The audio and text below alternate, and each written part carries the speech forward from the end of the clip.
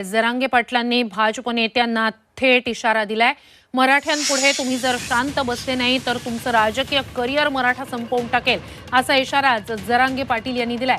तसंच आरक्षण न दिल्यास आपला पूर्ण फोकस मिशन 2024 असेल असंही मनोज जरांगे पाटील यांनी म्हटलंय। त्यांच्या याच वक्तव्यावरून ओबीसीतून मराठा समाजाला आरक्षण दिलं नाही तर आगामी विधानसभा निवडणूक लढण्याचे स्पष्ट संकेत जरांगेंनी दिलेले आहेत। मराठ्यांपुढं तुम्ही जर शांत नाही बसले तर मराठ्यांना तुम्ही असं डिवचत जर राहिले, गोरगरीब मराठ्यांसाठी मी लढतोय आणि तुम्ही मला उघडं पाडायचा अडवायचा प्रयत्न करायला लागले तर तुम्ही राजकीय करिअर राजकीय तुमच्या जीवनातून 100% मराठा तुम्हाला संपवणार।